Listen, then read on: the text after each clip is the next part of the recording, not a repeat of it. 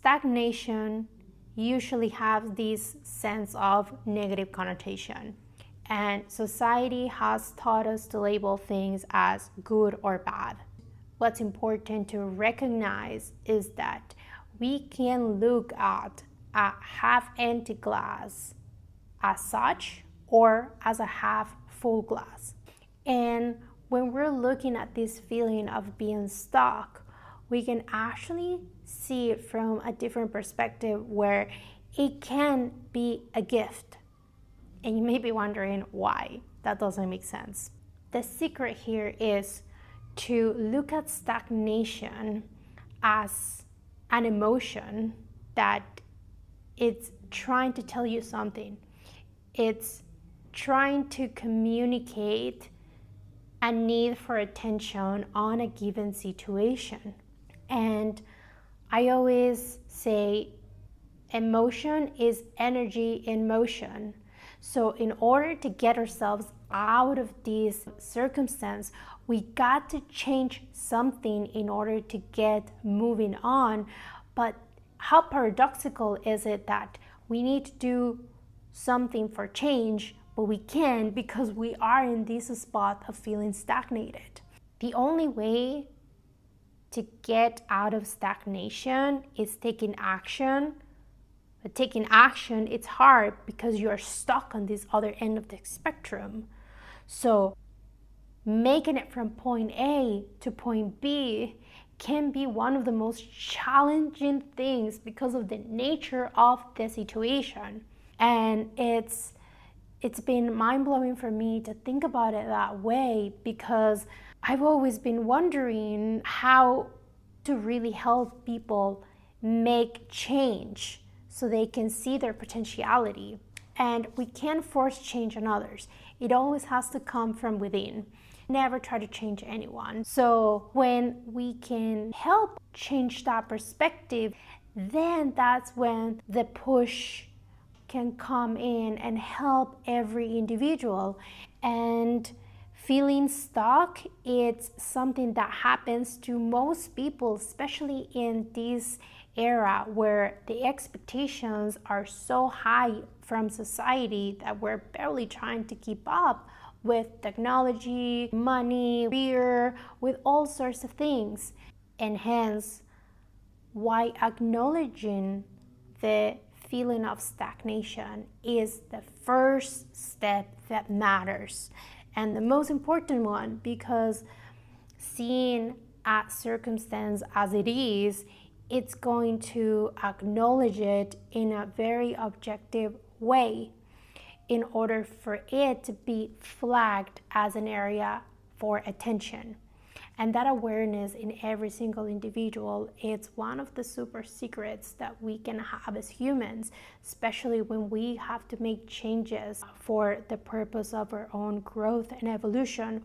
So having that awareness, it's really going to help us be able to pay the attention to. Then the second step is listening to what that particular situation is trying to communicate. And many people have different techniques, so you can go on different routes like meditating or journaling or going for a solo walk, you name it. You may have your own way, and whatever that may be, when you use it and you put that tool to work, you get so much back in return that's gonna let you make it to the next step. So it's a series of very small steps that you go through in order to get ourselves out of that spot of feeling stagnated. And when we see stagnation as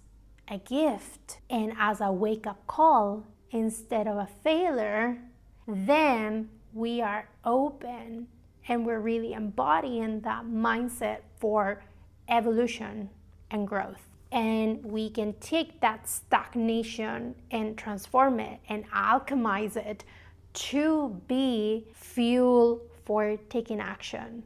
And when you do that, you can be really powerful. And ironically, the more stagnated you may be, the more potent that feel will be as well. With all of this said, my number one question to you is, do you accept any sort of stagnation feeling that you may be experiencing? Do you truly, truly welcome it and see it as it is, as opposed to avoiding it or pushing it on the side? If so, what is your next step to give it its own space, to truly pay attention to it? So this is a couple of examples, and it's not fully exclusive to all of the stagnation signs, but many of these can be very common. Feeling disengaged at work, or feeling disconnected from others, romantically, or family, or friends, or that you feel like you haven't learned in a while and you're not really growing and pushing and challenging yourself. And when it comes to the physical, you may feel low in energy, stamina, or even have a low sex drive. So if you take a couple of minutes to write this on a paper, what may be some of the signs that may come up that are preventing you from feeling like you are the best version of yourself? Another exercise that we can do as well is what I like to call the life wheel, or the life pie, if I want to give it a goofy name, because we can put in this circle and divide it by 6 to 10 areas, and then map out all of the life categories that matter to you, like career, family, friends, finances, romantic relationships, you name them, and rank them from a scale of 1 to 10 in terms of current satisfaction.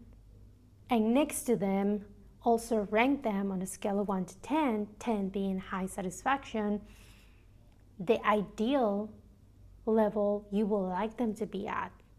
And then you can see the discrepancy between the two of them. And as you do that, you can start mapping out visually where are the areas that truly need your attention, and then even ask yourself a second question around which of these areas can influence other areas in my life, so I can kill two birds with one stone as well. And that is a powerful secret on how you can start designing your life or planning for your goals and your aims and your wants as you reflect more on the things that you want to give more of your own energy and attention to from a more strategic level, as opposed to working in your life in the day-to-day. You're working on your life because it's different, it's more macro. And one thing that is really crucial to call out is that there are hidden costs of staying stuck, and the action of not taking action, and the hidden costs that can have on you over time, because these can compound over the long run around your mental and physical health, time, having unfulfilled dreams and desires, and missed opportunity for joy and growth. And money comes and goes. You can lose it and you can grow it again, but with time, you cannot go back and you can't buy it. So you got to ask yourself, what am I going to pay if I don't take any action? What is the worst possible scenario in terms of an outcome, or even a potentiality for growth and opportunities and situations where you could miss out on because you're not doing anything about it, and you don't want to think about things being too late. You're always going to be younger now and in the next couple of years or decades to come. So no matter what age you are, you got to start now. But like I mentioned before, once you know that this is happening to you, small steps will help you go along the way and get back on that highway to bring that sense of control of your life and take the reins of your day-to-day, of your routine, of your time, of your energy. And you're not going to see profound changes overnight, but you have to start one day in order to keep consistent and work towards that thing that you got to change. And fear is normal, but it's not a stop sign. Remember that. Fear is okay too. And yes, fear is also giving you a message. What is the opposite thing that you want to experience or feel or see when you think about this type of fear that you may be experiencing? Can you connect to that? You can really connect to that feeling? Or what narrative in your head do you need to change and transform in order to get to that state? And doing nothing is scarier than trying and failing, because at least you're learning what didn't work last time and you're going to keep on trying. And with that said, I will really like to hear from you on what has been holding you back. Where have you felt like you have been stuck? Share how much you may have been accepting this situation or not, and what do you need in order to get to the first step, which is truly seeing it as it is. Remember, it's human nature to judge others, yes, but if we can judge ourselves less and less and be compassionate and neutral to listening to what's really happening in our deep down subconscious mind, then the easier it's going to be to make it through. And be kind, be compassionate to you and to others. And I look forward to hearing from you. And until then, thanks for being with me this time. See you later.